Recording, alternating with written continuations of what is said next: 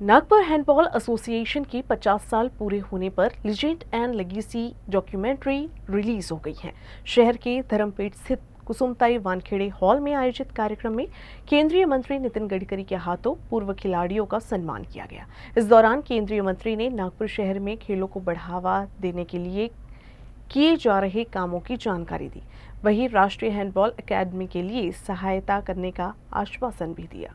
नागपुर के handball association के 50 साल पूरे हो गए हैं। इसी के उपलक्ष्य में रविवार को धर्मपेट स्थित कुसुमताई वानखेड़े हॉल में हैंडबॉल एसोसिएशन का लेजेंड एंड लेगेसी प्रोग्राम का आयोजन किया गया, जहां संस्थान के 50 साल पूरे होने पर डॉक्यूमेंट्री रिलीज की गई। नागपुर हैंडबॉल एसोसिएशन के अध्यक्ष रूप कुमार नायडू की अगुवाई में आयोजित इस कार्यक्रम में मुख्य अतिथि के तौर पर केंद्रीय मंत्री नितिन गडकरी शामिल हुए। इस दौरान केंद्रीय मंत्री ने सभी पूर्व खिलाड़ियों का खेल के प्रति योगदान को लेकर उनका सम्मान किया। हम लोग धर्मशाला खेलने गए थे। अभी सुनील ने हमको वापस फील्ड में वापस लाया। 30 साल के बाद हम लोगों ने प्रैक्टिस शुरू की वापस और 2 महीना ट्रेनिंग किया।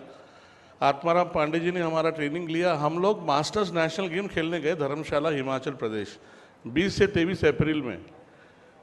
और आप सरप्राइज होंगे कि 55 ईयर्स एंड अबव में हम लोगों ने गोल्ड मेडल लिया।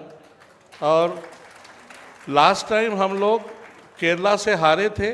इस बार हम प्रैक्टिस करके गए थे और ये प्रण करके गए थे कि केरला को मारेंगे, और सुनील ने अल्टीमेटली हमको जमा किया और हम लोग वहाँ पर गोल्ड मेडल लिए।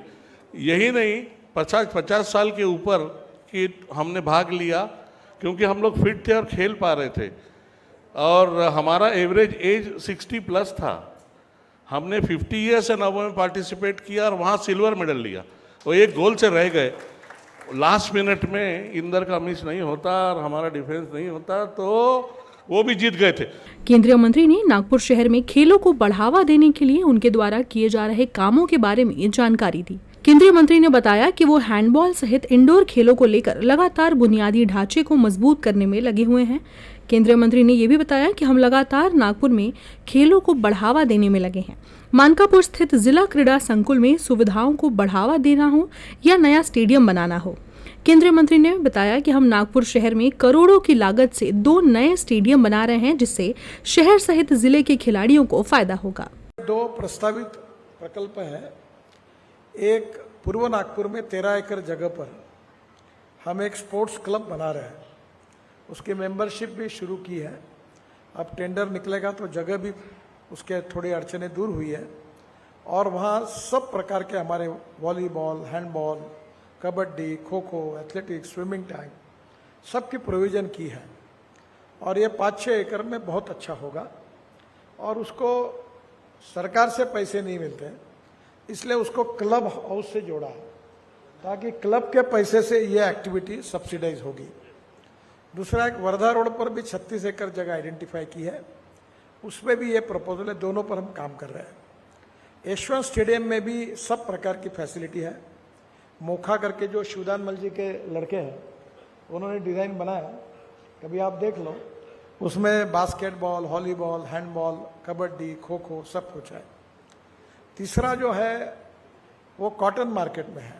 वो इतना विशाल बना हुआ है कि वहाँ जो सुभाष मंडल था उनकी जगह बहुत छोटी थी, पर अब नए प्लान में swimming tank, health club, basketball, handball, kabaddi, cricket, kho kho सबकी व्यवस्था की है।